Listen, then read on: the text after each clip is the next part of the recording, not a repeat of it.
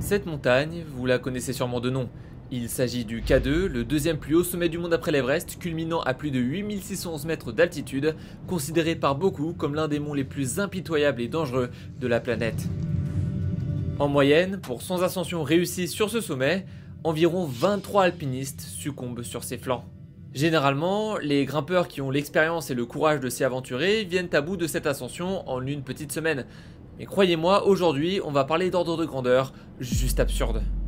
Je vais vous parler d'un homme, un Français du nom de Benjamin Védrine, qui en 2022 a tenté de relever un défi aussi extrême que risqué, réussir l'ascension la plus rapide jamais effectuée sur ce sommet de tous les superlatifs, sans oxygène supplémentaire, le tout en solitaire, sans aucune assistance. Un objectif très ambitieux qui a d'ailleurs bien failli lui coûter la vie. Comment Benjamin Védrine a tutoyé la mort bloqué à plus de 8000 mètres d'altitude? À quel point cet objectif l'a poussé dans ses derniers retranchements?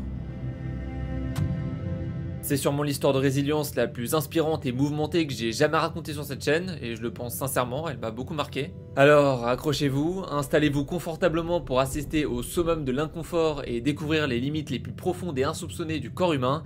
Voici dans les moindres détails la quête tourmentée de Benjamin Védrine.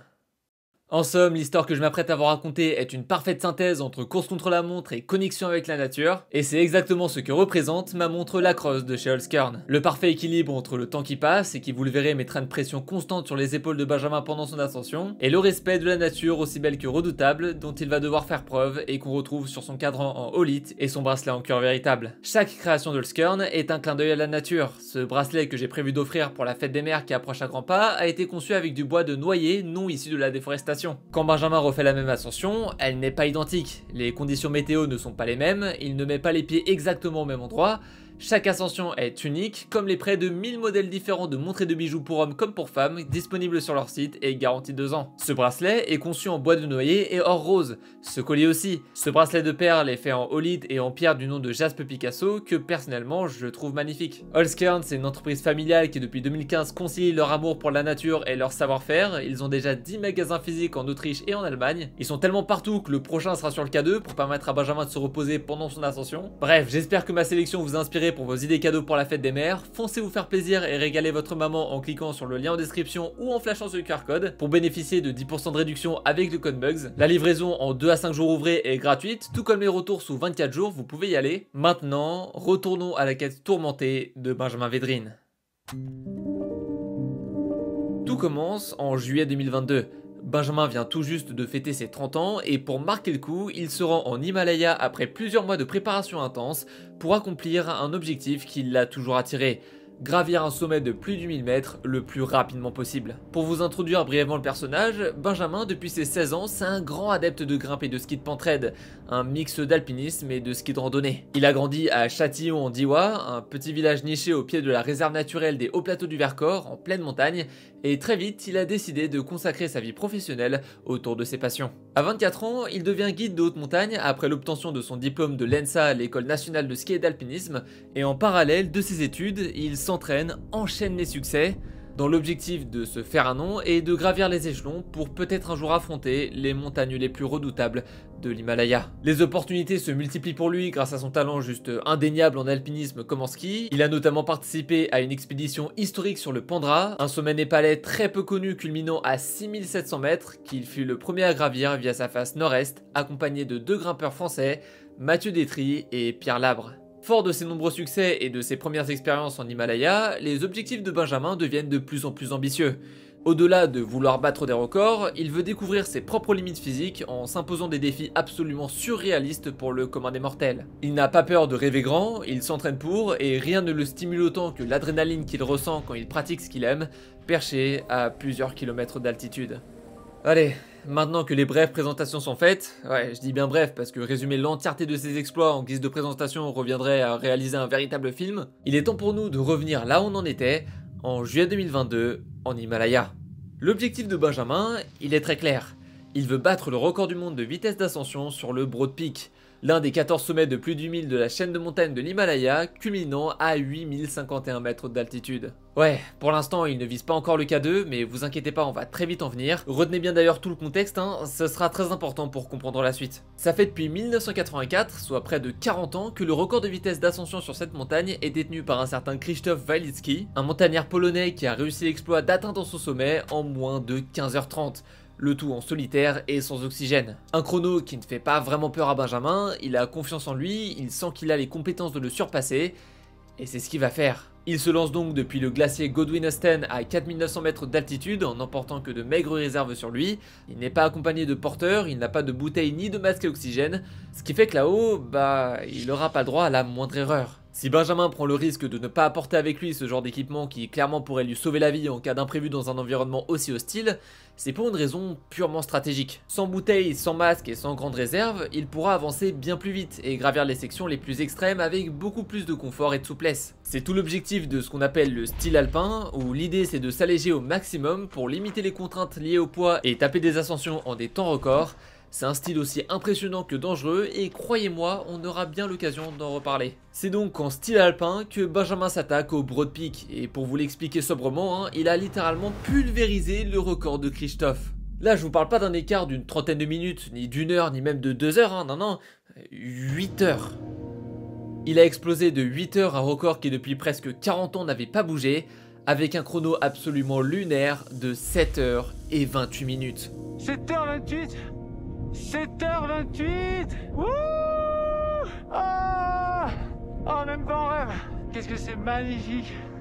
Il a atteint le sommet du Broad Peak le 19 juillet 2022 et en prime, il l'a redescendu en parapente. Le bouquet final après une performance juste exceptionnelle. Benjamin Viedrine ne vient pas seulement de battre le record du monde, il l'a divisé par 2. Cette expédition aurait très bien pu s'arrêter là. Benjamin vient de marquer l'histoire, il sait que ce record va propulser sa carrière dans une nouvelle dimension, mais au lieu de ça, il va prendre une décision qui va complètement bouleverser sa vie et l'issue de son expédition en Himalaya. Fort de ce premier succès sur le Broad Peak, Benjamin, il gagne en confiance. Il est en bonne santé, il a souffert d'aucune séquelle lors de son ascension, donc il se dit qu'au lieu de rentrer chez lui, il peut remettre le couvert en s'attaquant à plus extrême encore. Il a battu le record de vitesse d'ascension sans trop forcer sur le Broad Peak. Pourquoi il n'y arriverait pas sur le K2 ? Je redescends du Broad Peak tout feu tout flamme, je suis un peu sur un nuage et à ce moment-là, je me souviens bien, dès que j'atterris, je pense tout de suite à autre chose, je me retourne et je regarde le K2 et là je me dis faut que j'aille là-haut. Donc le lendemain, j'ai pris le permis. Bon, je vais aller repérer le K2. La première fois que je vais m'engager dans cette voie normale, c'est plus long que le Broad Peak et c'est plus haut. Voilà, donc c'est forcément un challenge plus compliqué. Au fond de lui, il sait qu'il en est capable, son ascension du Broad Peak l'a vraiment mis en confiance, et enchaîner avec un record tout aussi fou sur le K2 serait un exploit encore plus dingue aux yeux du grand public. Benjamin repart alors en expédition 9 jours après son exploit sur le Broad Peak. Il est maintenant temps pour lui de s'attaquer au K2. Le record qu'il souhaite battre maintenant, c'est celui d'un certain Benoît Chamou, un montagnard français de légende qui depuis plus de 36 ans règne sans partage avec son chrono juste irréel de 23 heures. Ça fait depuis 1986 que personne ne l'a détrôné et Benjamin Viedrine en est persuadé. Il va pulvériser son record, tout comme il a pulvérisé celui de Krzysztof sur le Broad Peak. Pour son ascension, Benjamin décide d'emprunter la voie normale du versant pakistanais par les ponts des Abruzzes, l'itinéraire le plus populaire emprunté sur cette montagne, mais aussi l'un des plus risqués de la région. Une nouvelle fois, Benjamin opte pour un style alpin. Il part en solitaire avec le strict minimum pour s'alléger au max. Il va devoir défier les effets destructeurs du manque d'oxygène et de la pression plus faible à plus de 8000 mètres d'altitude sans oxygène supplémentaire. Une zone si extrême que la vie ne peut pas s'y développer. Benjamin prend le temps de s'acclimater avant cette grande ascension, il habitue son corps aux conditions atmosphériques bien extrêmes en haute montagne car il le sait, s'il ne prend pas le temps qu'il faut pour s'adapter à cet environnement hostile, alors il aura de très fortes chances d'y rester là-haut. Œdème cérébral ou pulmonaire, tachycardie ou encore hypoxie sévère due au manque d'oxygène, chaque minute passée à correctement s'acclimater augmentera ses chances de tenir face aux conditions extrêmes que cette montagne lui réserve. Benjamin, ça fait déjà plusieurs semaines qu'il se trouve en Himalaya, il a tapé un 8000 en 7h30 sans aucun problème de santé lié à l'altitude, donc pas d'inquiétude à ce niveau-là, il sent qu'il est prêt physiquement. C'est donc en pleine nuit, sur le camp de base avancé du K2 situé à environ 5350 mètres que Benjamin Védrine s'élance, en solitaire, sur la voie de l'éperon des Abruzzes. L'air glacé brûle déjà ses poumons tandis qu'il progresse sur le glacier du Godwin-Austen, éclairé par la seule lueur de sa lampe frontale. Il doit à la fois braver les différentes sections de cette montagne le plus rapidement possible, dont 3 particulièrement extrêmes et dangereuses, tout en faisant preuve d'une extrême vigilance car même s'il est expérimenté, un seul faux pas le sépare de la mort assurée. Il est seul, en pleine nuit, il sait qu'il ne peut compter que sur lui-même. Dans de telles conditions, sur l'un des sommets les plus meurtriers au monde, soit ça passe, soit ça casse. Chaque pas sur ce géant de 8611 mètres sera de plus en plus difficile à assumer à mesure que l'oxygène se raréfiera. Et ça, Benjamin en a bien conscience. Il en est qu'au début de son expédition. Au fur et à mesure de l'ascension, l'inclinaison s'accentue fortement, atteignant 45 et 60 degrés sur certains passages. Benjamin cramponne sur la neige durcie, il reste constamment sur ses gardes car il le sait, chaque pente qu'il devra escalader est un véritable couloir à avalanche et à chute de pierre. Ouais, en haute montagne, l'expérience ne suffit pas, faut aussi avoir une belle étoile au-dessus de ta tête pour ne pas se retrouver au mauvais endroit, au mauvais moment. Par moment, il entend le sifflement d'un caillou détaché par le gel qui dévale à toute vitesse non loin de lui, un rappel brutal de la violence de l'environnement dans lequel il évolue. Malgré tout, il avance aussi vite qu'il peut. Il contourne prudemment les séracs de glace menaçant de céder à tout moment, tout en évitant en parallèle les crevasses parfois bien discrètes dissimulées sous la neige. Finalement, après plusieurs heures de progression, il atteint une petite plateforme exiguë vers 6000 mètres d'altitude, l'emplacement du camp 1. Il y a à peine la place pour quelques tentes et dans cette zone, les vents glaciales sont monnaie courante. Benjamin s'accorde quelques courtes minutes de repos et il repart aussitôt plus motivé que jamais à l'idée de toucher le sommet. Quelques centaines de mètres de dénivelé plus tard, Benjamin arrive au niveau de la première grande difficulté que lui réserve cette ascension, la House Kimney. Devant lui, une paroi à la quasi-verticale se dresse. Une fissure rocheuse d'une trentaine de mètres de haut dans le flanc de la montagne. Cette cheminée, baptisée du nom de l'américain Bill House qui l'a vaincu en premier il y a plus de 80 ans, est tapissée de vieilles cordes fixes laissées par les expéditions précédentes. Benjamin analyse cette fissure, bien conscient qu'il va devoir la gravir tout en maximisant sa vitesse de progression, ce qui semble être une mission impossible vue comme ça. Il prend son courage à deux mains et s'engage dans la faille. Il est extrêmement à l'étroit, il progresse centimètre par centimètre, le froid a verglacé certaines prises les rendant quasiment impraticables et chaque mouvement demande une concentration absolue. Il tire parfois sur une des cordes en place pour se hisser, il sent avec appréhension le vieux nylon usé craquer sous son poids, même s'il a porté sur lui que le strict minimum, son sac est néanmoins assez lourd car ouais, il avait au passage une toute autre ambition, celle de devenir le premier homme à descendre ce sommet en parapente, tout comme ce qu'il a accompli sur le Broad Peak. C'est un pari plus qu'audacieux pour la descente, mais avant de déployer son parapente qui pour l'instant pèse sur ses épaules, Benjamin doit d'abord survivre au reste de l'ascension. Il sait qu'il a pour l'instant de l'avance sur le record précédent, mais sur le K2, la situation peut dégénérer à chaque instant. À tout moment, une tempête imprévisible et dévastatrice peut se former, une avalanche peut se déclencher, un œdème dû à l'altitude peut se former dans son cerveau ou l'un de ses poumons. Benjamin ne doit rien prendre pour acquis et il le sait.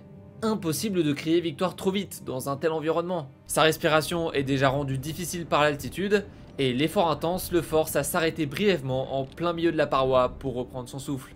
Je vous le rappelle, Benjamin, il est en solitaire. S'il lui arrive quelque chose, personne ne pourra lui venir en aide. Heureusement, tout se déroule sans accroc et après un dernier appui, il se hisse en haut de la House Kimney. Il vient de franchir l'une des 3 sections les plus extrêmes du K2. En somme, il ressent un mix d'excitation et d'appréhension, un cocktail bien explosif qui le pousse à continuer et à résister. Il se trouve à plus de 6600 mètres d'altitude, il lui manque encore plus de 2000 mètres de dénivelé à braver. Croyez-moi, le pire reste à venir. Quelques centaines de mètres plus tard, il parvient au niveau du camp 2.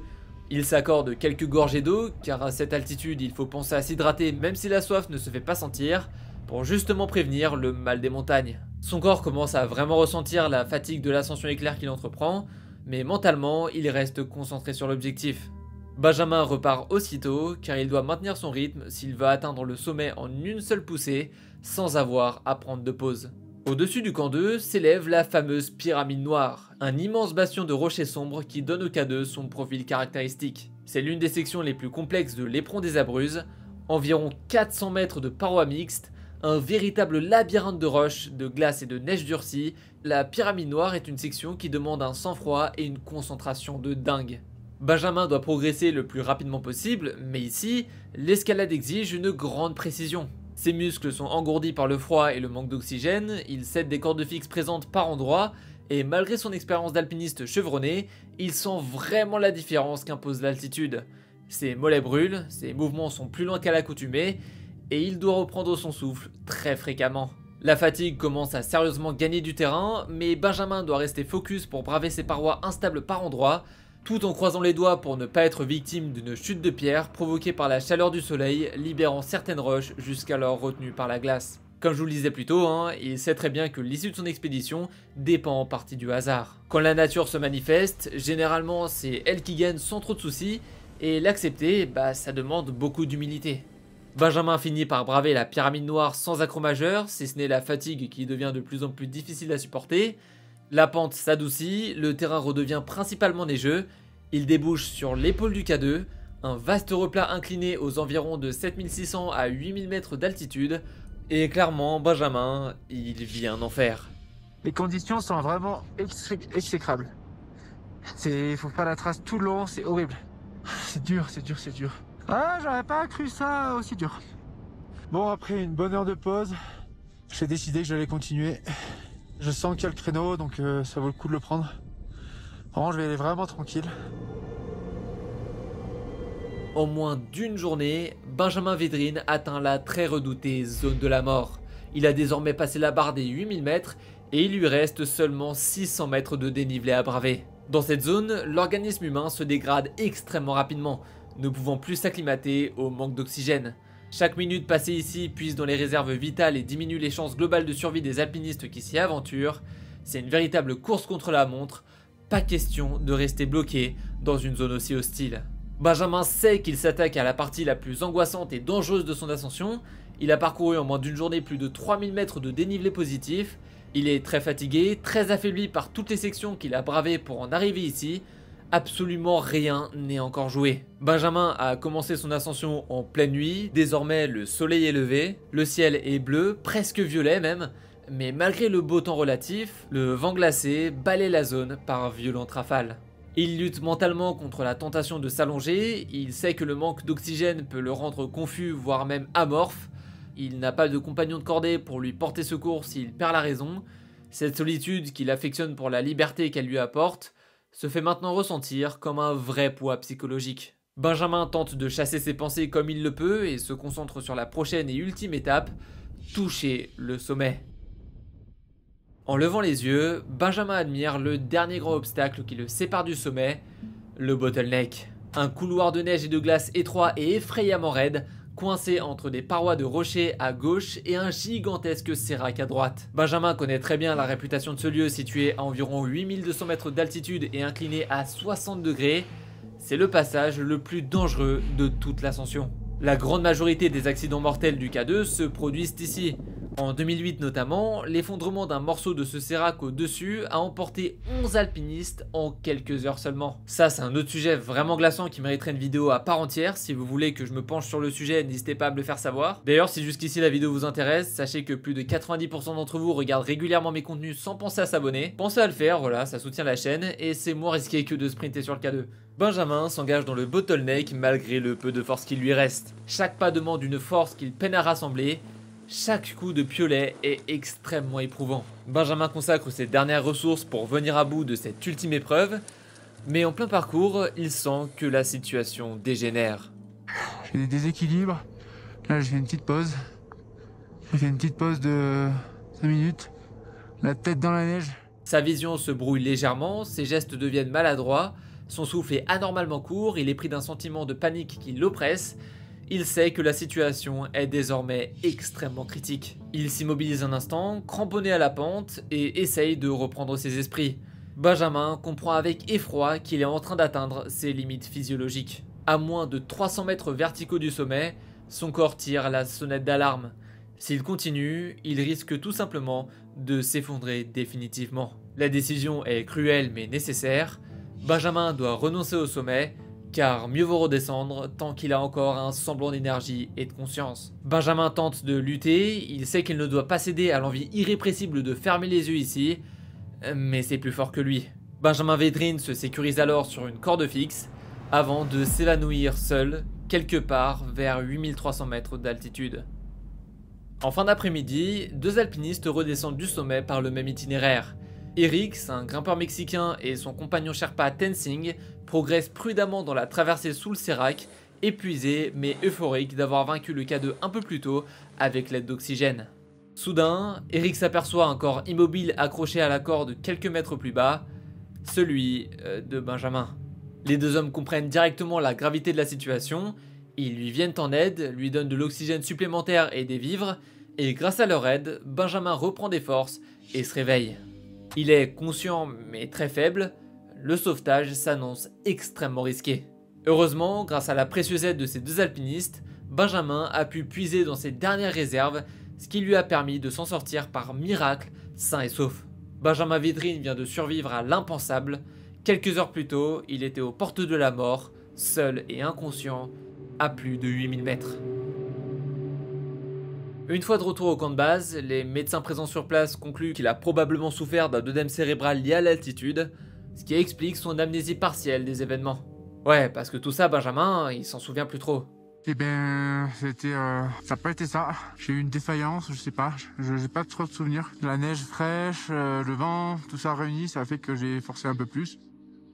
Ça a bugué. Chaque section de la montagne a testé une facette de lui. La Hauskimni a stimulé sa technique et sa force physique, la pyramide noire l'a fait travailler son endurance et sa détermination, et le bottleneck lui a appris à survivre et à garder espoir, même dans le plus hostile des environnements. Benjamin ressent une humilité profonde. Lui qui quelques jours auparavant volait de succès en succès avec son ascension record du Broad Peak, a tout juste frôlé le pire. Il se remémore au passage d'autres récits tragiques sur le K2, tant d'alpinistes chevronnés n'en sont pas revenus, victimes d'une tempête soudaine, d'une erreur de jugement sous l'effet de l'hypoxie, ou du hasard cruel d'un sérac qui s'écroule au mauvais moment. Sur cette montagne, la frontière entre la gloire du sommet et la tragédie est terriblement fine. Après cet épisode extrêmement marquant, Benjamin traverse une période difficile. Il se rend compte qu'il n'a pas été assez mature, qu'il aurait dû prendre son temps au lieu d'enchaîner les sommets. Il était en partie aveuglé par ses succès précédents, ce qui a bien failli lui brûler les ailes. Cette expérience lui a vraiment servi de leçon et il en est ressorti grandi. Il a pris en maturité, en humilité et désormais il n'a qu'une seule envie, y retourner. Il veut apprendre de ses erreurs pour ne pas les réitérer et battre une fois pour toutes ce record qui le fascine tant. Alors, il va remonter la pente et lancer une série sur sa chaîne YouTube du nom de Back to K2 où il va partager ses avancées et ses entraînements. Session de parapente pour anticiper sa descente du K2, préparation physique et mentale, résistance à l'hypoxie en apnée avec le plongeur de renom Guillaume Néry, Benjamin ne laisse rien au hasard. Il est hors de question pour lui d'abandonner, ce sommet il veut l'atteindre en un temps record et il va le faire.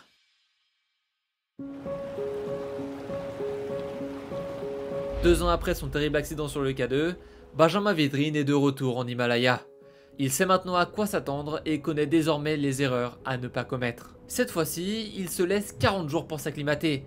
Il prévoit large pour éviter de choper un nouvel œdème plus haut et il en profite pour se préparer physiquement une dernière fois. Après plus d'1 mois dédié à l'acclimatation, Benjamin se sent prêt à tenter l'ascension de nouveau, toujours en style alpin, sans oxygène avec son parapente sur le dos qu'il réserve pour la descente. Il quitte le camp de base avancé à minuit 10, plus motivé et énergique que jamais. Tout de suite, il ressent les bénéfices de ces longs mois d'entraînement. Il est bien plus reposé, endurant et à l'aise dans cet environnement pourtant si inhospitalier. Benjamin évolue aussi vite qu'il le peut tout en redoublant de vigilance pour cette fois-ci toucher le sommet du K2 sans encombre. Et à 11h10 du matin... J'ai du mal encore à croire que ça c'était réel, voilà. Et ça a été un moment particulier là-haut, ouais. Très très particulier. J'ai rarement ressenti des émotions m'envahir comme ça sur une montagne, c'est la première fois d'ailleurs. 10h59 et 59 secondes. Record pulvérisé.